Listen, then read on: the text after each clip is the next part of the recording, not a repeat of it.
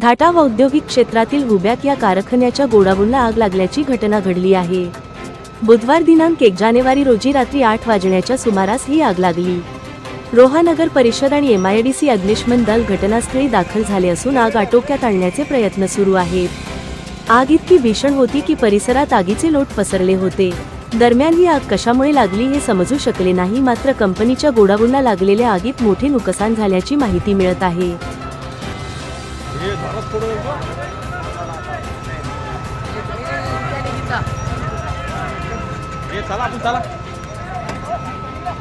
जनोदय करिता अमोल पेंडकर, रोहे।